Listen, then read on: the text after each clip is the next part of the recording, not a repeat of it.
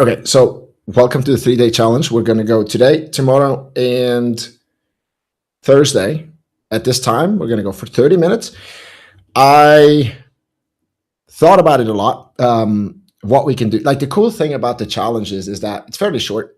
It's free. And because we do it every month, it gives us the opportunity to be at the pulse of what's working, right? So we're not running, so we run the challenge every month, but every challenge is different. There are some elements that are going to keep coming back because they're important to kind of understand, but at the same time, we can share case studies and what we do with the kids, or even in some cases with the parents, and kind of just share what the problem was, what we did to help them, and then what happened afterwards, right? So I like it a lot, and I get to speak to you guys and learn more about you. So I will have a question in the beginning right now, and then I'll have a question at the end. So on day 2, we are totally free. We can do whatever you guys want. So please drop in the chat just here on school. Wait, I'll say here. So you guys, there's a chat. It should be pretty similar to Zoom. What do you want to know? On day 2, we have 30 minutes. Give me a specific question that you want me to cover tomorrow. And then I'll just read through all of these, and I will see if we have some overlaps, if there is one question that I can cover in 30 minutes. Yeah, otherwise, if it's 10 different questions, I'll just pick the one that I think is going to be the most useful. So everyone, please drop a question, a specific question that you want to know, and we'll cover that tomorrow. It should be in a way, because this is a confidence edition, right? So it should have something to do with confidence, I guess. So let's not do nutrition or sleep. Let's kind of go with confidence. This is a good one. Or like anxiety and these kind of things. Okay, so everybody drop a question in the chat, please. Okay. Because I can tailor the experience to what you guys are actually most curious about. Okay. And everybody, welcome who just joined. I'm looking for one question that you are dying to know, or where you need some help, and then just drop that in a chat. Does the chat not work? Because I don't see any questions.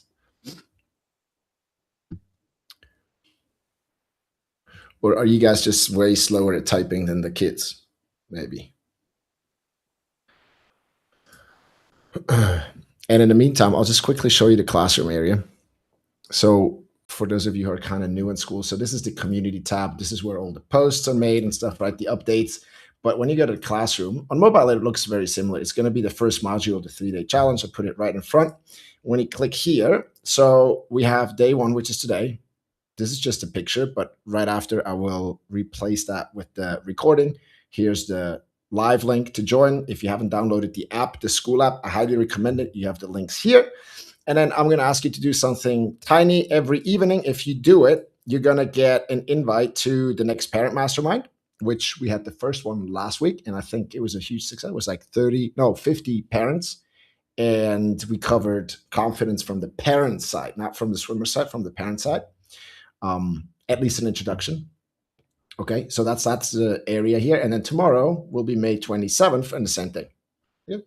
And I will leave these up for a week after we're done, and I'll take them down and get ready for the next challenge. Now, you'll see on May 29th, which is Friday, we have a bonus Q&A call. So what that is day 1, 2, and 3, I'm not going to pitch you at all, right? So I'm not going to tell you really what we do inside of Swimpros and all of that. It's just going to be value.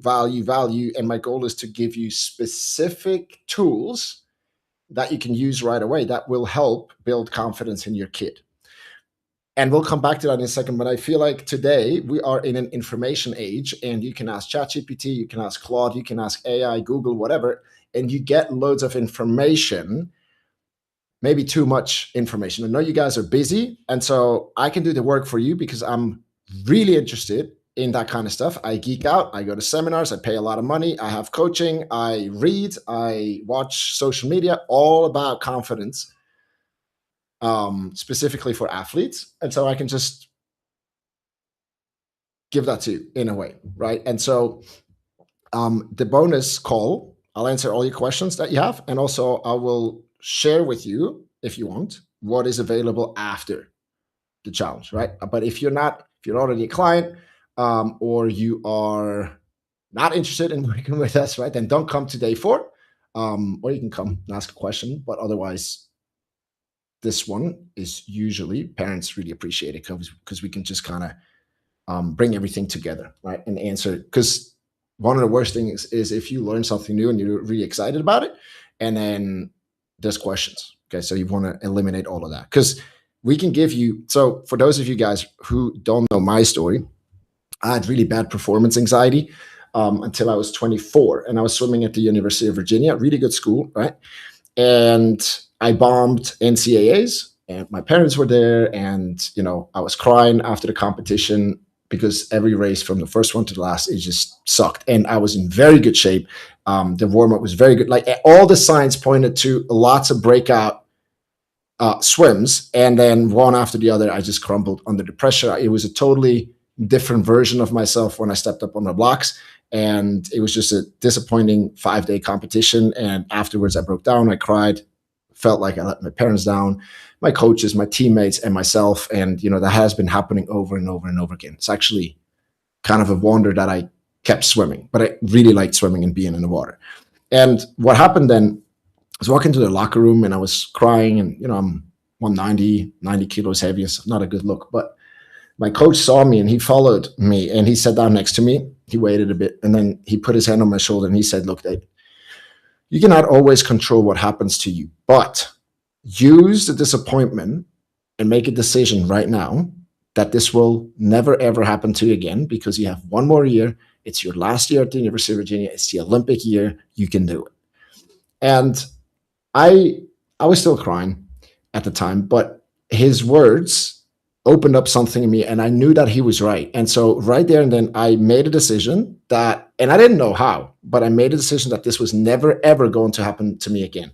And then, coincidence or not, 3 weeks later, right? I'm not kidding. 3 weeks later, the University of Virginia hired the sports psychologist of Michael Phelps. And guess who was the first person in his office? He just arrived on campus. He was responsible not just for the swimmers. He had some other sports too. And he just arrived on campus. He had, there was a couch already there, but he was still on the wall and stuff. So we sat on the floor. He started coaching me, and everything started to change. I started to enjoy the journey of competitive swimming more. I started to practice even better than what I had, right?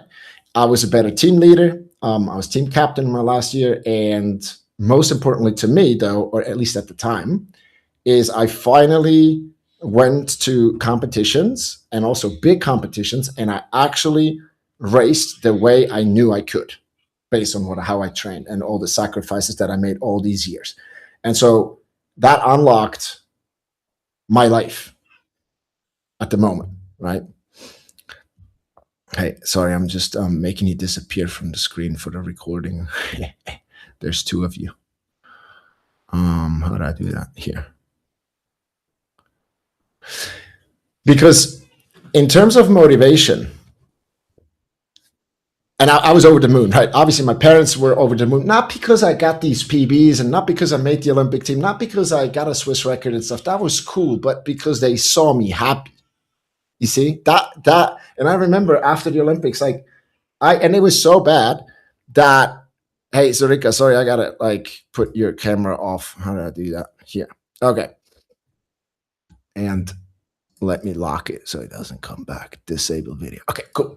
So worked so hard, and they didn't want me to be an Olympic champion or whatever. But I remember coming out after the 200 AM in the Olympics in London, and I got a Swiss record, and I was over the moon. And it was so bad that my dad, because I swam not so well 3 weeks before, and my dad, oh my God, here we go again. He's not going to perform and all that, right? And we had 2 tickets for the Olympics. It's the Olympics, guys. We had 2 tickets. Every family or every swimmer got 2 tickets. They're supposed to be for my mom and my dad. And it was so bad that my dad said he's not coming. Right? Imagine me, freaking 25, And 3 weeks before the Olympics, my dad sat in, and he was a swimmer. He got me into swimming. He was there, always supporting me, worked on my technique on holidays and stuff, right? He was always telling me, long arms, long arms. I got so mad at him. There's so much behind that. And then 3 weeks before the Olympics, he's saying, I'm not coming. So I had to deal with that. But I knew how, because I had sports psychologist at Phelps and kind of knew how to deal with difficult situations. And then my mom and my sister were there. And I saw my mom, she like broke down in tears. And it was so, and I did too, because she just wanted me to see me happy. And then it was the end of my career. And so that happened in my last year of a very long, pretty successful swimming career. And so I couldn't help but think, okay, what if I had these tools when I was 15 or even 20 or 12?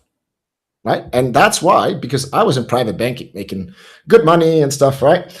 Selling my soul. But that idea came back to me, and I was like, okay, this is what I want to do. I am very passionate about it. It has changed my swimming. It's changed my life. And in the last 8 years, I've spent like over 200,000 euros on my own personal development. I love going to learn from the best, because that is how you can compress time. You buy the lessons from other people who have more experience, who've done what I want to do or know more about this topic, right? We bring these people in, and we don't have to figure out everything on our own. And so I know you parents want them to be happy. I've met one guy, it was a guy, and I've spoken to thousands of parents in the last 8 years. One guy who said, I want my child to be an Olympic champion. One. Everybody else says, I want them to be happy. I want them to achieve the goals that they have. I want them to be healthy, joyful, right? Maybe confident, because that comes up quite often. But really, I think what the parents, if I have a conversation with them and I dig deeper, what they actually mean is that they can do what they would like to do. They don't self-sabotage and crumble every time it actually matters. Okay. And so that's what we're doing here. I am going to share my screen real quick, because I think this is hugely important. This was not the first lesson that the sports psychologist of Phelps taught me. I will cover that as well. Actually, let me cover that now real quick. Okay. I'll just do this fast. So what he did, he drew this heart, and he said, this is your next level of success. Okay, just big picture. We'll go through this fast because some of you already know it. And he said, okay, and that could be it could be making the national team. It could be making regionals. It could be getting a PB. It could be making it to the Olympics, whatever. It's just the next level of where the swimmer wants to go. And so he drew a heart around it, because ideally there's passion involved in that, right? Otherwise you're on the wrong journey in the first place. And then he drew a ladder. And he said that the ladder has 3 parts. It has the left leg, it has the right leg, and it has this middle part. Okay. And then he said that a swimmer can only train 3 things. So what are they? Number 1, and this is the left leg, a swimmer can train his or her body. What do I mean by body? I mean endurance, strength, explosiveness, but also things like sleep, the recovery, foam rolling, stretching, mobility. It could also be what you eat. Okay, everything that has to do with the physical body. So that's the body. The second thing you can train as a swimmer is your technique. Okay, these are swimming specific things, like in freestyle or in flight would be the high catch. Okay, one of the most difficult and most important movements every swimmer needs to learn. It could also be flip turns. It could be the underwater stuff. Okay, swimming specific technique. And then the middle part, the third thing and the last thing that we can train, and that's it, is the mind. What is going on between the ears? Okay, and what he said is that, David, you need to have, and this is the aha moment that I had, you need to have all 3, the body, the technique, and the mind at a high level in order to get to that next level of success. So let me give you an example. If you have a kid that is mentally super strong, okay, and the kid has great technique, totally capable of that next level of success, but they have a broken shoulder, or they just got the flu and they have 39 degrees fever, it is not going to go very well, because the body is lagging behind. The second case is you got a mentally super strong kid that has a body that's super dialed in, totally capable of the next level of success mentally and physically, but then they just say they went in the flume channel like we do on camp, right? Like yesterday, and the kid is totally confused about the technique and hasn't integrated the new technique yet, it's also not going to go very well because the technique is lagging behind. And in the third case, which was my case, is that the body is in great shape, the technique is dialed in, it's totally capable of the next level of success. How do we know? Because the times in practice are really good. Or the times when we go and just have a competition that doesn't really count, they're really good when there's no pressure. But then there's the added pressure of the important moment. And then I became limited by my mind. So my limitation was nobody has ever shown me how to deal with high pressure moments. And that's when, that's when the lights went on for me. It was like, okay, that makes so much sense. I've been putting in so much time into developing my body, to fine tuning my technique, working with underwater, doing flume channel, doing all that stuff. And I know I was capable of doing it because we had the proof from training, but I just couldn't get it done in competition because my software wasn't. It would be like running the best hardware on a computer, right? On one of these bad boys. Mine is, not cutting edge, and it's pretty good. And then having Windows 95 on it. That's the best analogy that I can give you. Okay, so we need to have all three at a high level, and that is what we're doing inside of Swimpros. Okay, we have the camps, but then this one it works so well because we don't need to be in the pool to do that kind of stuff. And a lot of clubs, honestly, they do a really good job at training the body, and these things you can find online, and people give tips about how to do strength training and what kind, and sleeping tips and tricks, and it's all great, but it's available and a lot of people use it. And then same with the technique. Well, you do need a good coach, but a lot of families get one-on-one coaching and like private coaching, and that's great. They go to camps, right? Good idea. But the mind, in a way, and I'm biased, but I really do believe it is the most important things of the three. So that being said, right, we need all three. But think about it. It all starts in the mind. So I'll give you an example. So we have body, technique, and mind. Let's say that we want to improve technique. Then the first thing that we need to know is, okay, let's say my freestyle. What is the most important thing that I need to improve in my freestyle? Not the top 10. Because when we go on a flume channel in Tenerife, we do that on day 3. And then we analyze one-on-one with all the swimmers. And you see, they're not octopus, right? So they can't think about their arm placement, their head position, their rotation, and the legs at the same time because we're human beings, okay? And so we need to find the thing that is the most important. And we need to work on that until it's automatic. So the first step is to figure out what is the one thing. And you need a coach, right? I don't know a swimmer who can self-diagnose his or her technique. Maybe like if you're, maybe Cam McAvoy and like some superstars who've been in swimming for a very long time, they understand the physics and everything, right? Maybe. But even they have a coach who helps them. But for most teenage swimmers and then younger kids anyway, like there's no way. So you need a coach, a good coach who can help you with that. But after that, the job becomes to focus, to concentrate on that one thing that we have determined is the most important thing that will unlock the biggest gains in terms of like how fast they swim.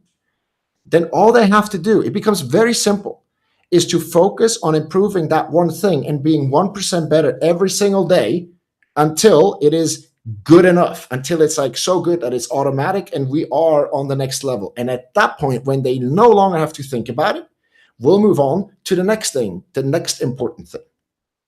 That is how you make technical development as fast as humanly possible. And so once you know what it is purely mental, right? That's where the mind comes in. It's very simple. Flip turns and underwaters, you just have to do it.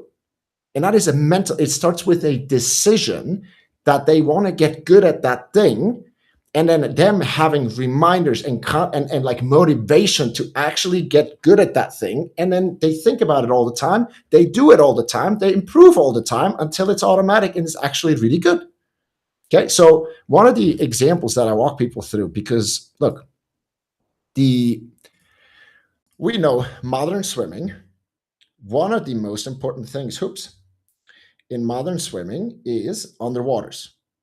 Okay, maybe not so much for like 400, 800, 50, not so much for the distance swimmers, but for everybody else, it's super important. So let's say we got 3 months until the end of summer competition. Yeah. And I'm asking the kid, okay, how many kilometers do you swim in a typical workout? And it'll say, let's take like 16-year-old teenager. Well, of course, teenager, swimmer. Okay, they will tell me we do 5 kilometers per training on average. Okay, and they do it in short course meters. Okay, cool. Then I ask him, okay, how many trainings a week do you do? And I'll say 6 times per week. Now, how many turns is that?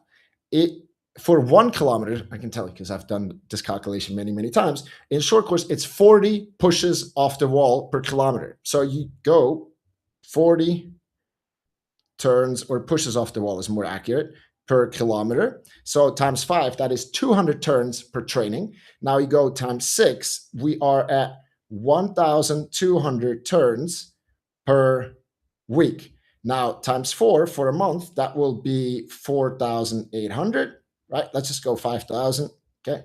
5,000 per month. Now you have 3 months, you have 15,000 turns until competition time, until comp. 15,000. Now, what do you think happens when you know what you need to work on your turn, and you actually, every time you do it, you try to be 1% better, and you do that 15,000 times in 3 months? What's going to happen when they go to competition? Exactly, right? They're going to crush it. There is no other way, but it is a mental thing, because most people, they know what they should improve and they don't. Right? That is why I think it's so important. Now, we can do the same example with the body, and we say, okay, yes, we need to push harder. We need to train the body harder, which makes sense, because right now, this is our ceiling. This is where we can go.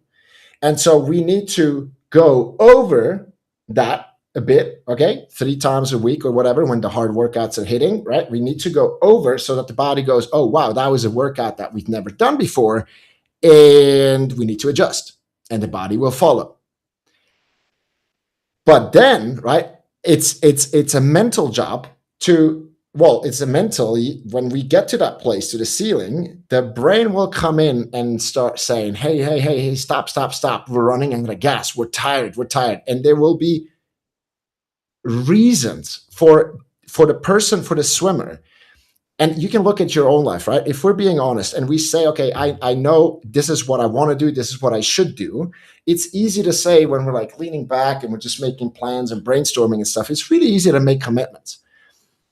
But when it gets challenging and it gets hard, and it's we could fail, and also there's physical pain involved, because without physical pain, I mean, that's what they signed up for with competitive swimming. Without physical pain, they're not going to improve much. There has to be physical pain. And so all of a sudden, all that pain comes. And then the mind, the brain, what it will do, because it doesn't want you to be in physical pain, it will go, okay, it will just say stop. And it will come up with reasons why we should stop. Right? And they're very logical. And it's like, oh, yeah, that makes sense. Maybe I should hold back today so I can come back tomorrow. There's no point today. I'm tired. Technique is going to be sloppy. Right? And then we accept that. And we go to the ceiling, but we don't break through. Right? And swimmers are very good at getting to the ceiling, but then they fail to break through. And that's why they progress a lot faster than others. Okay? And so it's a mental challenge, but it's also the opportunity, because there is some people, and we can just study them, and they seem to, as they get closer to the ceiling, seem to get excited about it. They seem to really love that all of a sudden they're in pain and that they're redlining, right? And they see it completely different, and they don't have reasons or excuses on why not to push, why to give up on the technique, why to not do fly anymore and just do backstroke or whatever. Right. And they seem to just consistently break through the ceilings. And then, of course, they're going to get the results when they go to compete. Right. So And that's just one example. And another one is sleep. We know, okay, train hard, but you need to recover hard as well. It's just as important. Now, why do teenagers 17 years old or 16, they come to me and they tell me they sleep 7 hours and they train 7, 8 times a week and they sleep 7 hours? What? And they're busy. And when I dig in, what do I see? I take their, well, I can't take it physically, but I have them share the screen or like show me like that. Go into settings. This is my daughter. Go into in the settings and show me the freaking screen time. And I promise you, I'll find you time. It is a mental thing. It is purely a mental thing, right? They know they should sleep better, but they don't. Why? Because they're mentally not tough, or nobody's shown them how to get rid of bad habits and install ones that are in line with where they actually want to go. That's it. That's why I'm so excited about this, because it's the starting point. The mental stuff, the mind is the starting point to develop everything else. On top of that, it's good if you're a swimmer and you're like fit for life, if you keep doing stuff and you have great technique, you can coach and all that, but the value of that is kind of limited. I mean, the body is great, right? If you're in good shape, you got a good heart, that's awesome. But the technique doesn't really help you later in life, whereas mental skills, to be yourself, to enjoy the process, to like be okay to delay gratification, to work for a bigger goal, to say no to friends when they go out and stuff and do the right thing, right? To say no to the sweets and horrible bullshit that they still eat, McDonald's, to say no and do something else.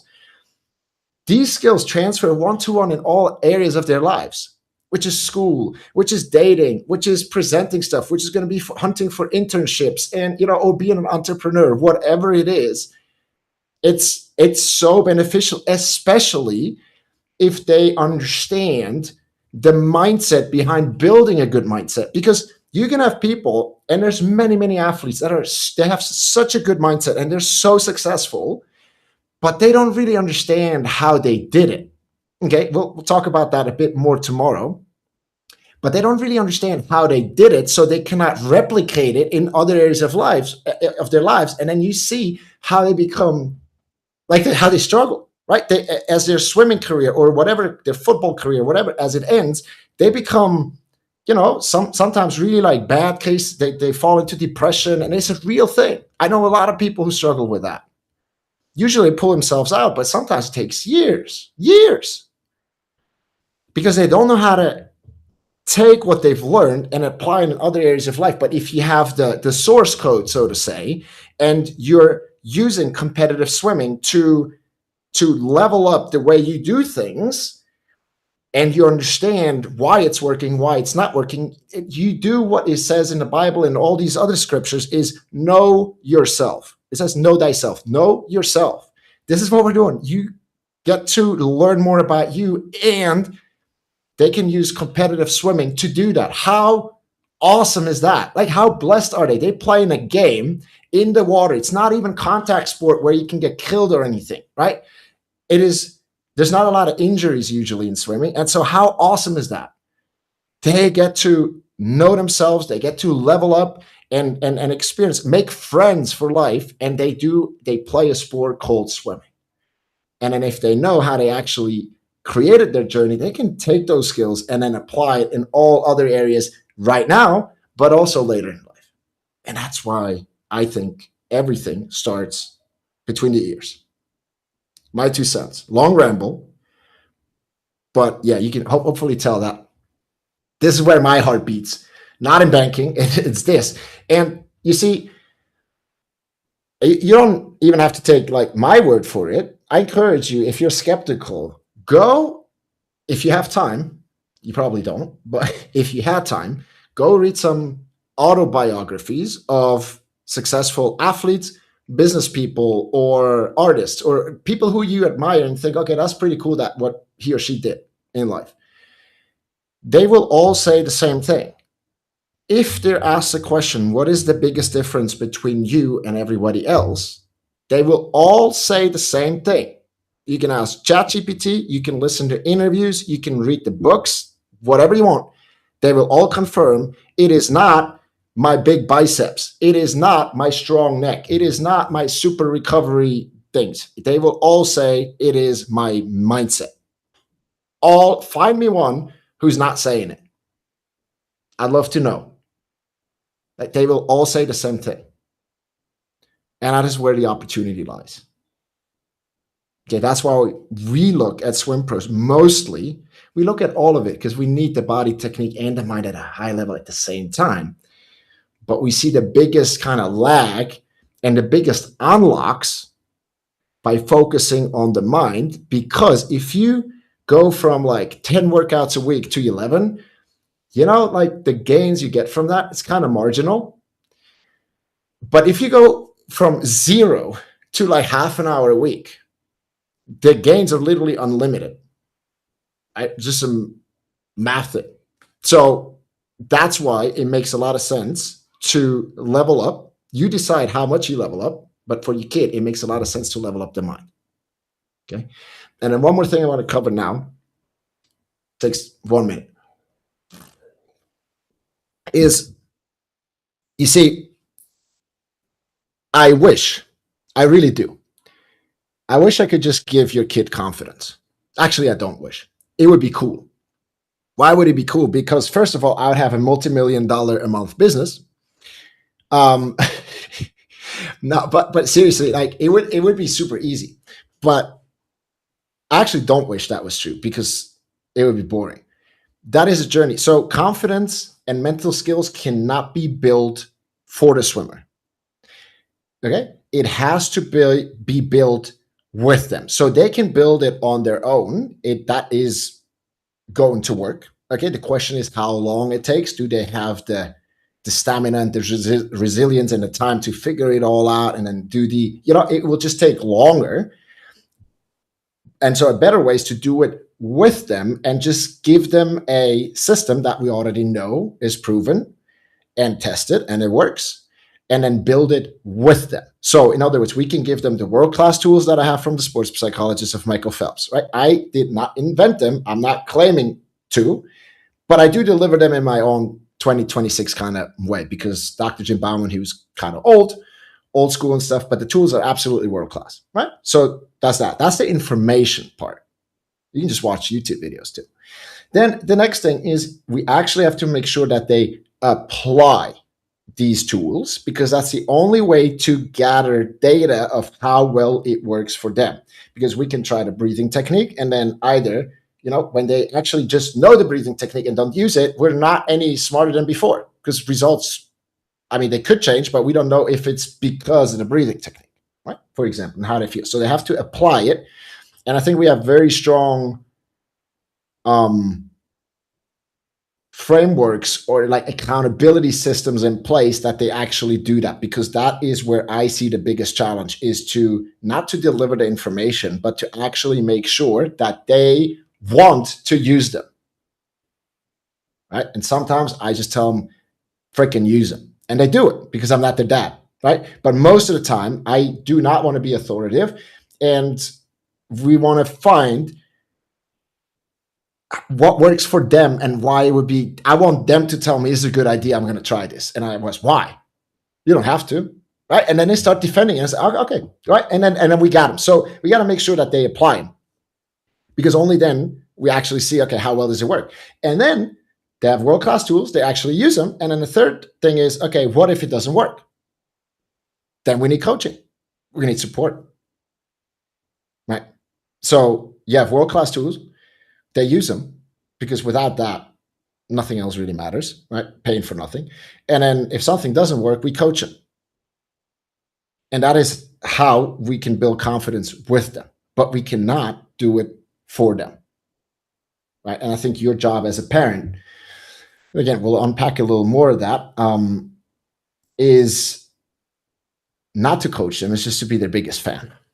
And I want to set the mindset that it's okay. I know it sucks, but it's okay to see them struggle. Yeah. Because when they are struggling, we parents, there is a tension inside of us that we want to jump for the rescue. We want to help them out of the hole and be, oh yeah, come on, next time you're going to get it. And we try everything to help them and put them out of their miserable feelings that they're experiencing right now.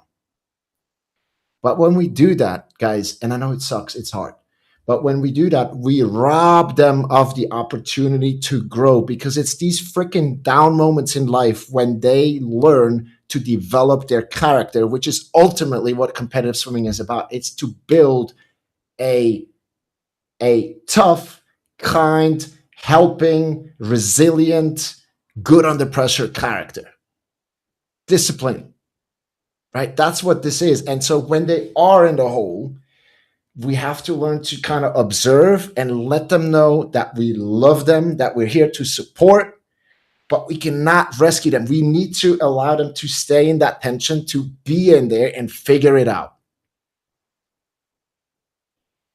Because otherwise, if we make everything, oh, it's okay, you're going to get it next time and stuff, that is not going to work, because they will not get it next time, because nothing just magically changed. They're not just going to wake up and have a dream, oh, this is how you build confidence.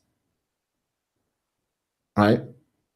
And that's why so many, it's sad, but it's like the statistics, 70% of athletes quit with competitive sports by the age of like 14 or 15. 70. And it's not, it's these mental stuff. They did like in-depth studies, and it's the mental stuff. Nobody's showing them what this swimming journey is really like, because all they see is the Instagram highlights, and I think that's what it is. Nobody's preparing them for what's coming, and then how to pull themselves out of a hole and how to adjust. Right? Because nothing good in life is just gonna like fall from the sky the way we had imagined it. Like, we have an idea of how we want something to be, but then, life happens and things do not go according to plan, and we're behind plan, and we're like disappointed, and that didn't work. You know how many times you and I get disappointed with, running the challenge, or like camp didn't sell, like so many times.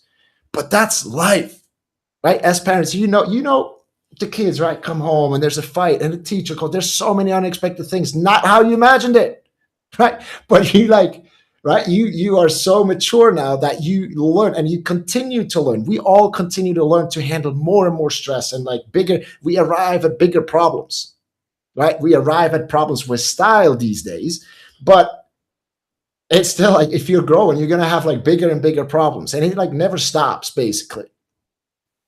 And so I think that's what this is really about, because the trust, with the kids, I'll just give you one last example, and we're going to cut it for today.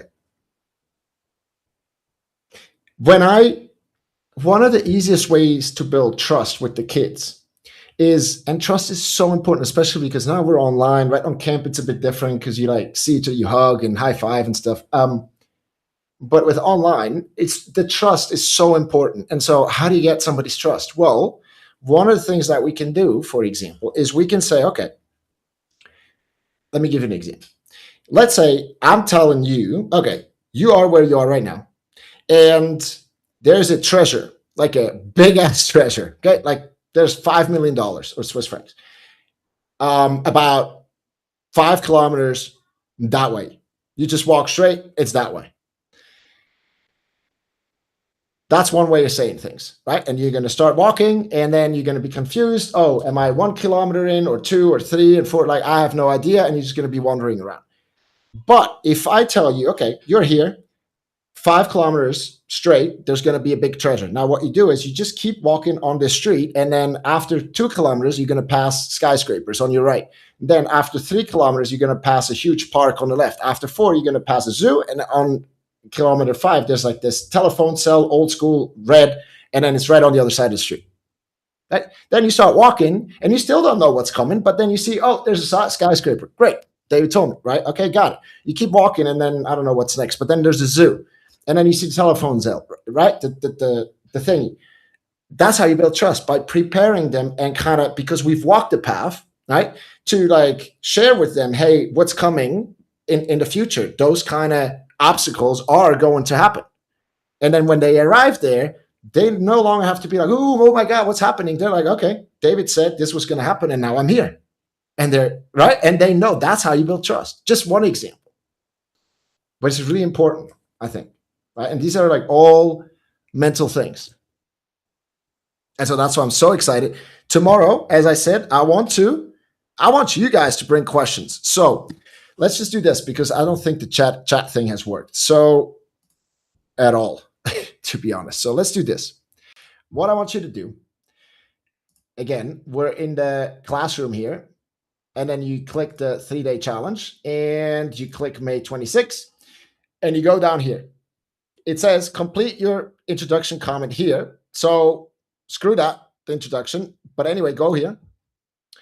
And then you go down all the way to the last comment and then type in just Q and then type what your question is, please, for tomorrow. Okay, I want a specific question, the thing, because I cannot make you curious. You should be curious, hopefully. And I think you are, because otherwise you wouldn't be here, and you want to help and see what you can do to help your swimmer, which is awesome. And so you should have questions. So please put it in the chat, and tomorrow's session will be, I'll try to answer as many as I can, going with the one that was asked multiple times first, and then just cover as many as I can. Okay, because that seems to be the thing that you want to know. And then on day 3, I got some models that I can share with you guys that I have from the sports cycle of Phelps. Really good stuff. Okay, I'm not going to cover the Michael Phelps breathing technique because that one, if you're curious, look, it's really easy because we just have a really good video on that. So what you do is you just go to the classroom. So this is the thing every swimmer needs to learn. Just show this to your kid. You go to the start here. Okay, this is unlocked for everyone. And then you have number 4 is the Michael Phelps 4282 breathing secret. Okay. And it's a 14-minute video. Show this to your kid and then help them use this before the next competition. It's like a magic trick, except it's not magic. We're just calming and focusing the nervous system with this one. Okay. So I don't want to lose time and actually speak to you directly. You can just watch the video because there's really not, even if I explain it, like there's not much more explaining I could do than this. Okay, cool. And I'll say the last thing, why I'm not focusing so much on staying calm before a race is because I'll tell you tomorrow. All right, because we're already over time. So thanks for hanging out. Tomorrow, same time, same place, I think, but it will just pop up here, right? When you go to community here, the link is going to be up here, right? You can join anytime, and please give me those questions.